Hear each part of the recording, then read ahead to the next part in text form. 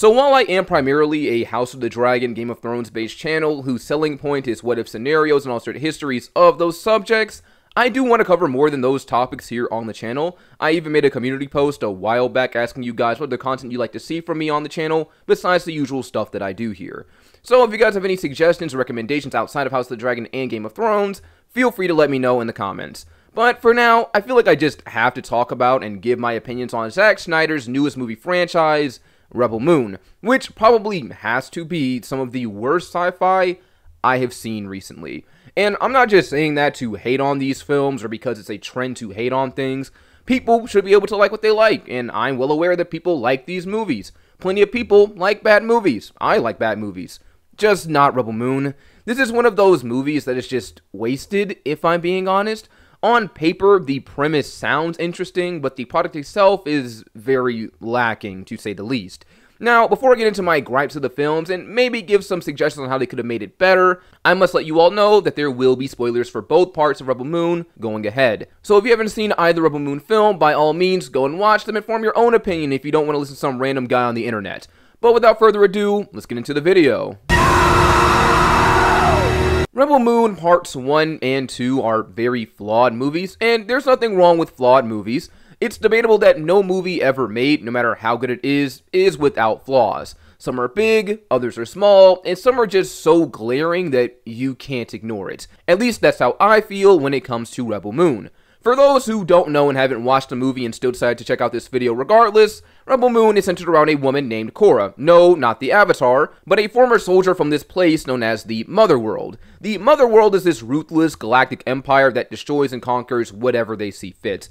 Once upon a time, Korra was known as Arthaleus. She was the adopted daughter of a high-ranking official from the Motherworld known as Belisarius. She was a ruthless warrior years ago, but unfortunate event, the assassination of the Motherworld's royal family that she was framed for, caused her to flee the Motherworld and go into hiding on a planet named Velt. Here, she lies low, not wanting to talk to or connect with anyone, just hiding away to do whatever until the Motherworld, or at least a portion of it, finds the planet and a man named Atticus Noble threatens the community she resides in to provide him and his people with grain when they return, or they will all be killed. As I said earlier, upon first glance, the premise is interesting. A soldier in hiding trying to live a peaceful and remarkable life is then forced back into their old one when their new one comes under threat. I'm aware that this new franchise is very much trying to be the next Star Wars, which I actually haven't seen, by the way, but it's still very obvious what this movie franchise wants to be. But with an explanation like the one I just gave, it kind of reminds me of John Wick. And I'm going to use John Wick a little bit to draw some comparisons between him and the main character. Especially since Rebel Moon has this fixation on action and spectacle, and the main character Korra is used as little more than a tool to carry us from fight sequence to fight sequence as the story continues. John Wick is a retired assassin who left his profession for a normal life out of love, but when he loses that love and people threaten to destroy the new life he's built, he's forced back into action to be the man he once was. It seems like this is the direction they kind of want to go with Rebel Moon and the main character, Korra. What happens when peace is threatened and sleeping dogs are woken? But the way they go about executing this story is faulty, to say the least. In my opinion, Rebel Moon is just a bloated budget spectacle that's only driven by the plot and nothing else. In stories, the most pivotal thing you have are the characters. Characters make or break your story. It's their choices, decisions, and actions that shape the world and adventures laid before you. Outside of a carefully crafted world, flashing lights, and lore, characters are what truly get you invested in the story. They drive the plot forward, make you care about the consequences because you care about them. And yet, this is Rebel Moon's biggest problem. I do not care about any of these characters, and the movie fails to make me. Korra, the main character, is a static one. A static character is a character who throughout the entire story doesn't really do much changing. Now, being a static character isn't a bad thing. Once again, going to John Wick, he's a static character. More importantly, a static protagonist. Throughout all of his movies, John doesn't really change from the man he was in the first one. He's an assassin, a force of nature, a dog-loving family man, and also your worst nightmare. By the first movie, he's already at the end of his journey. He's been through his development, his character arc, going from weapon of mass destruction to loving husband and human. We don't need John to change. That's not what his story's about. It's about love, grief, and revenge. What happens when you make the man into a monster again? But even then, we know that monster is just another side of John and who he is. To us, it may be something new, but to the people in that universe, it isn't. This is who he is. So being a static character isn't an issue. But it is an issue when you try to make a static character appear as a dynamic one. A dynamic character is the opposite of a static one. Whereas one doesn't change throughout the story at all, the other is constantly changing, evolving, and by the end of it, all due to the decisions that they had to make and the things that they had to do, they are no longer exactly as they were at the start of the story by the end of it. The movie tries to portray Korra as this cold, hard, former soldier trying to find happiness and is unsure whether she can ever be happy. Kinda like John, in a way. I was taught that love is weakness.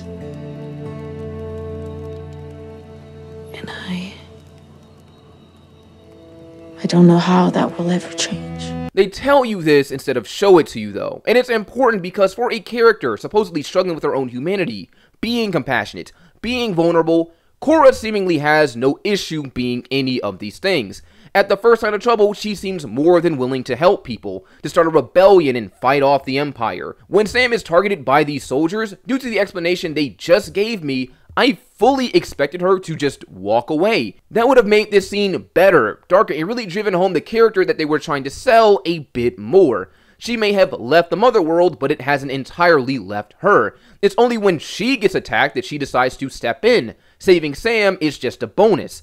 And this would make Korra a more dynamic character as the film progresses. Actually make her seem as if she has internal struggles. Show us that cold killer, that soldier. Show it to us in her actions, the decisions she makes, her cold logic. Not just the fight scenes and over-the-top slow-mo throughout the thing. This would make her a much better protagonist to follow as a result, as we become more invested in her journey and how she'll change. Going from a discarded weapon who hasn't lost her edge to a noble leader. Speaking of Noble, let's talk about Atticus Noble. Aside from a compelling protagonist and side characters, one of the most important, if not the most important aspect of a story is a compelling antagonist. Now, antagonists aren't restricted to people, they can be places and things, and not necessarily limited to villains. It's a common mistake that people make, even I did that in the past before I learned the truth. Say you have a hero who wants to save the world, but you have a villain who wants to blow it up. Naturally, the villain is the hero's antagonist because he's trying to stop him from saving the world. But you can flip this narrative on its head. The villain wants to blow up the world, but the hero is his obstacle in stopping him from completing said goal. The hero is the antagonist, not because he's evil, but because he's an obstacle. And as I said before, an antagonist can be anyone and anything. But what makes a good antagonist? Well, the best kind is one that challenges the hero in a way that no one else can. An antagonist is at its peak when they make you, or more importantly, the hero, feel something. And Atticus doesn't do that. He seems like a dime-a-dozen villain only out for himself and looking for fame and glory. There's no real weight to his character. He doesn't seem as challenging as he could be. Sure, he fights with Korra, but does he really challenge her outside of the physical? He doesn't get in her head, make her contemplate and doubt herself in a way that counts. And it's funny because there was a really easy way to make him do exactly this, and they revealed it at the end of the first movie. After fighting and almost dying to Korra, Atticus has a meeting with Belisarius. During this meeting, Atticus calls Belisarius Master, and this would have been the perfect way to make Atticus Noble a more compelling villain. Give him a personal connection to Korra that no one else has or understands. Maybe after Korra went on the run after being framed, Belisarius took on a new apprentice. This would do more for Atticus as a character, give more to his motivations than just having him be purely motivated by power and greed. Maybe he's been stuck in Korra's shadow for years and seeks desperately to come out of it. How would his master feel if he bested his former student and brought her in? He could also project his insecurities onto Korra as they battle. Talk about how Belisarius abandoned her because she wasn't good enough, how he's the upgrade. He's the better student, and now she's nothing but a dull, discarded knife. Imagine how the presence of Noble would affect Korra now. Not only has her former father framed and abandoned her, he replaced her. Now his new protege is hunting her down. The ghosts of her past, who she was, are coming for who she is now. That would be so much more compelling in the conflict. She sees herself in Atticus, who she used to be, so blind with reverence, and now she is faced with a new choice. Does she put him down or try to show him another way, the way she has learned? It's a great test of who she has become throughout the journey. Speaking of which, what journey is complete without a cast of secondary characters? Aside from the protagonist and antagonist, some of the most important characters in the stories are the secondary ones. The ones meant to help the hero on their journey and show us just how big the world is outside of our main POVs. We have plenty of side characters in Rebel Moon, but once again they fall into the same category as our main character and main villain. I can't say I care about any of them. Of course, as our main cast of ragtag rebels meant to stand against the tyranny of the mother world, I know I should, but I don't. The movies don't really give a reason to care, especially the first one. They don't really give backstory on these characters or reasons to be invested in their stories as a whole. Sure, we know that in some way these people have been scorned and wronged by the Empire, but what we don't know is why we need these people specifically. Sure, Nemesis is a great swordswoman, but why her specifically? What can she do that is so great that no one else could take her place? This is an even more relevant question when she dies in the second movie. She gets taken out by what is otherwise fodder, and once again, I fail to see her purpose. Same with Space Tarzan. Why do we need him specifically? What does he have to offer aside from this unnecessary hippogriff taming scene? Sure, we learn he's actually a space prince later on, but it doesn't really speak to why we need him. But more than the questionable reasons as to why certain characters are sought out, my main question is, what is driving these people to fight for Cora and Gunner to begin with? Two random people they don't even know. If the mother world is so terrifying and causing so much damage, why are these people so eager to fight them? Sure, maybe they're tired of the oppression, but correct me if I'm wrong, it seems like there is minimal convincing required to get help from any of these people that they have never met. It seems like they just go to one planet after the other saying that they need help and people are more than willing to sign up and potentially die. Kai in the first movie is a great example. He's a smuggler whose only goal is money, yet he decides to help Cora and Gunner free of charge. Nemesis doesn't take much convincing either. They just show up, say they need help because she's a great warrior. She doesn't even give them a response after that. Some kind of agreement or resistance at the least. She just fights some random spider lady, then in the next scene, she's just on the ship. These characters don't really have character, and the decisions they make are purely driven because of the plot. Now, there's nothing wrong with having a plot to follow, but what makes a story interesting is the twists and turns we get along the way of that plot. Stories shouldn't just go in a straight line like Rebel Moon does. Veld gets attacked and threatened. Cora decides to help because they need help. They need transportation, so Kai agrees to give them transportation despite being in it only for money, of which Cora and Gunner do not have. They need warriors and fighters from the resistance, so they get them without any resistance. Things happen because that's what the plot demands, not the characters. Wouldn't it have been more interesting if some of these people actually just said no? That's a perfectly reasonable response in a world like this. With all these people who were seemingly beaten down by the Empire, had so much taken from them, why would they agree to help these people they don't even know with nothing to offer? No proof that they can do what they say, and all for a planet they probably never even knew about. Maybe throw in some things that force them to say yes. Not because they want to, but because they didn't have a choice. But even then, they still are entirely on board with the plan. It's only after traveling with the group and going through some bonding experiences, perhaps the mother world attacking them while they're in space, that they decide to help each other out. Which brings me to my next critique. None of these characters actually feel like they have a connection. The entire first movie, all the characters do is move around, but we never actually get a moment where they sit still and just talk. The crew traveling the stars would have been a perfect time to build character dynamics between them all. How does Titus interact with Nemesis, two warriors who seemingly have lost everything to the Empire? How does Tarak interact with Gunner, two men who had to leave their homes because of a looming threat? This would have been a great time to really get to know some of these characters and feel something for them. A prime example of why this is necessary is Darien Bloodaxe. This guy is pretty much who our rebels have been looking for the entire movie. And just like the other secondary characters, he agrees to join simply because that is what is needed. We don't spend a lot of time with this character before he ends up dying either. I mean, the literal next scene we get with him in the movie after picking him up is his death. The team gets betrayed by Kai, and then Bloodaxe sacrifices himself to basically save everybody. It's built up as this heroic sacrifice, but I kid you not, when I saw this slow-mo run, I almost laughed. because it's meant to be this serious moment, and yet, once again, I'm asking myself, why should I care? This dude didn't even have 20 minutes of screen time, and I even went back on Netflix and rewinded the point of his introduction to the point of his death to make sure, so I know it wasn't 20 minutes, and he just dies. As far as I'm concerned, this dude is still a stranger, so his death falls flat. He might as well have been a random NPC. It's bland and boring, and I feel nothing. Yes, very sad.